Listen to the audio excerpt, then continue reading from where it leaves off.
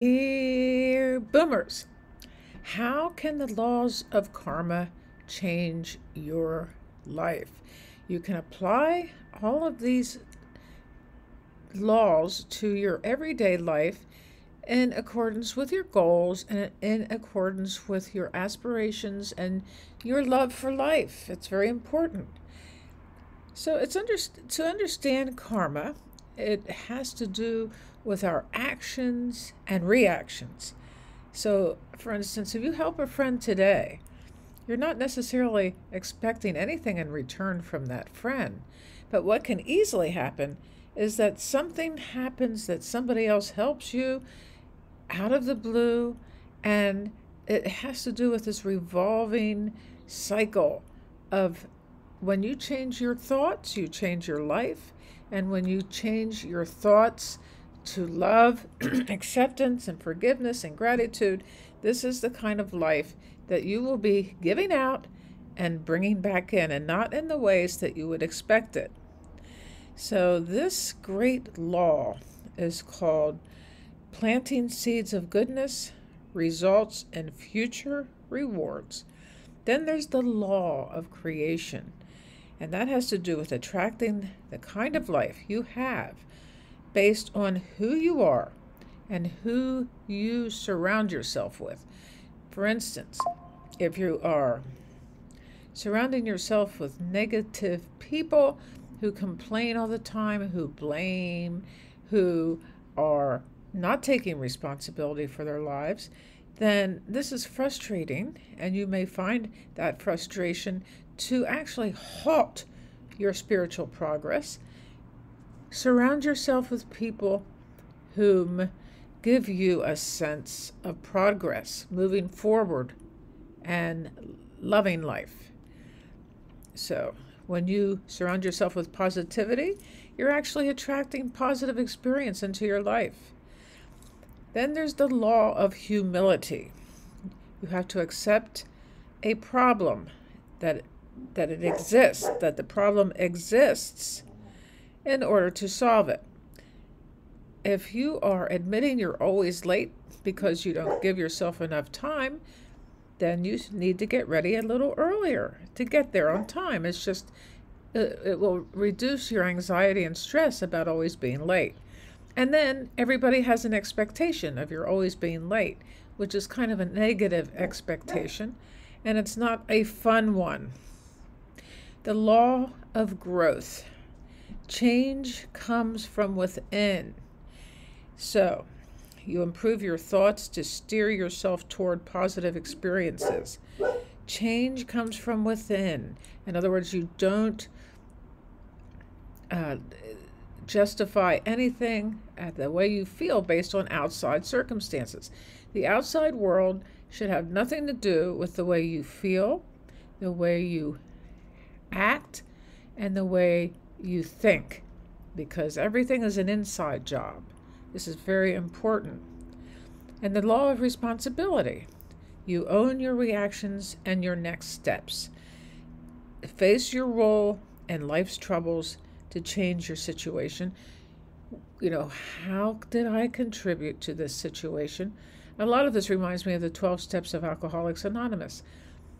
I accept my role in these situations, and I make amends for anybody I may have hurt. The law of connection.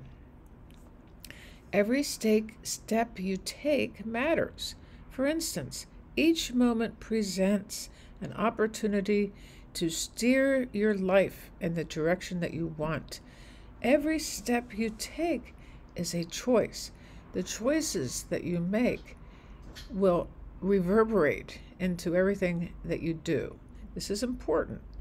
The law of connection means that you not only are a solitary person on an island, not even taking into account anybody else, but you are extending your heart to all that you meet in this act of total connection with everything and everyone that you meet on this earth.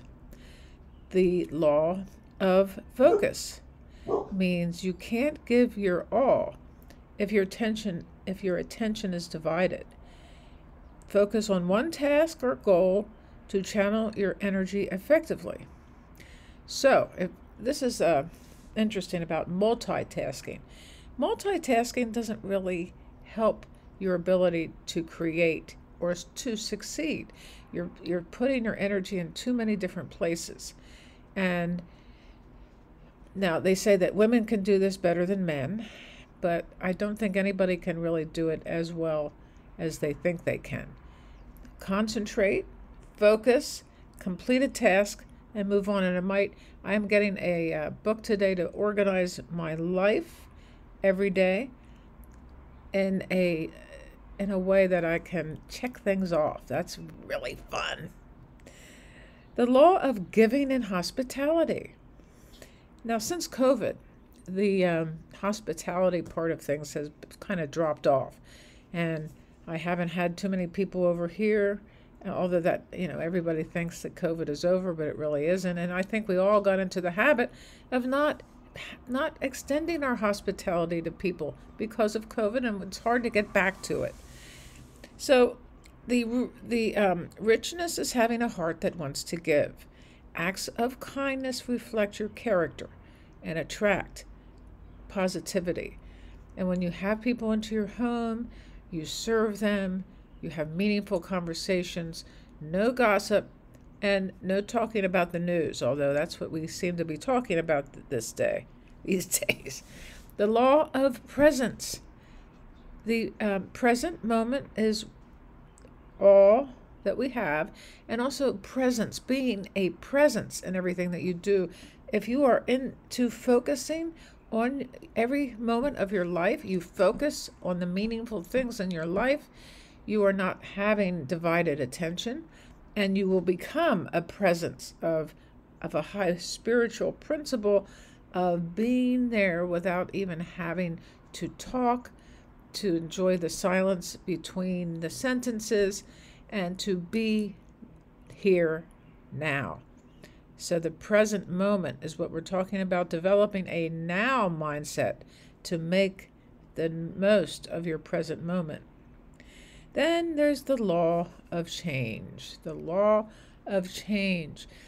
If you always do what you've always done, you're going to get what you've always got. It's an Einstein thing.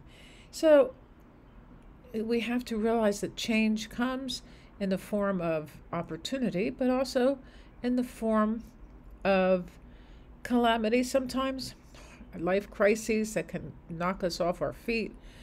And we need to acknowledge that we've been kind of upset in our present moment.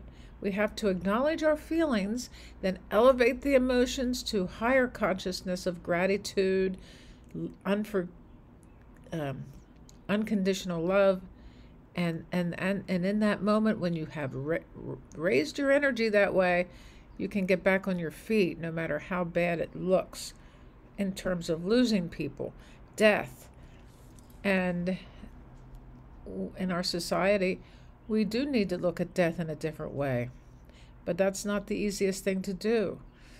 My old dog here has just been given a diagnosis of Cushing's disease, and I didn't take her to the vet because she was sick, but she had been coughing, but she had stopped coughing, and I'm glad I took her because her death is, she's going into 13 years of age, and I know that this time will come, but she wasn't sick, and I could treat Cushing's without having her be a sick dog. She has I'm treating her with herbs and actually a formula that is specifically for canine Cushing's.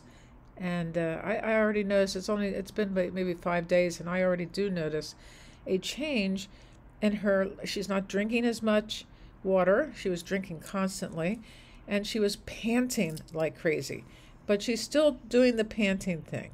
But I try to keep her comfortable in air conditioning. So change can come to us and cause distress, but the distress is our lower emotions of fear, of clutching, and then when you're in that state, you don't breathe. Probably the simplest remedy of all to confront change that is unsettling is to breathe and to breathe through the heart to the brain, where all of this, the heart coherence is blends with the brain, and you settle down. You settle down, whatever is to be, accept what is.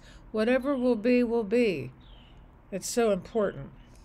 And the law of patience and reward. Real joys and accomplishments come from a patient approach. And then the bamboo plant is an interesting example of the roots that have to develop before the bamboo even grows. And I had planted some gourds a few days ago, and I saw the first sprout today, and I have been watering them so that they don't dry up and I lose them. The point is that anything you do, and anytime you plant a seed of growth and positivity, that seed will grow. But when you start planting seeds of doubt and fear, those seeds will grow too. Which seeds do you choose to have grow in your life? The law of significance and inspiration. That has to do with your actions ripple far beyond your individual life. A teacher, for instance, inspiring a child to read will not know what will happen when that child grows older and perhaps writes a novel for the ages. Or when you're helping a child plant some seeds, you don't know whether or not that child will become a master gardener or a mistress gardener. And the law of significance and inspiration, your actions ripple beyond your individual life. That's important to know. It's not like anything you do today has nothing to do with tomorrow. And everything you do in this moment informs everything you do in the future, and everything that you be, everything that you are, everything that you are that you be. So, yes, we have these laws that we can follow. And as I had put forth a manifesto on the 13 things that I use every day, having to do with the law of impermanence and having to do with patience and loving what is and just calming down, for heaven's sakes, all the time. It's not necessary to be all freaked out. So we need to be better humans for our own and for the collective good. Everything we do that is good informs the collective whole. We are all united and we are all one. Take a click on this video and subscribe to my channel.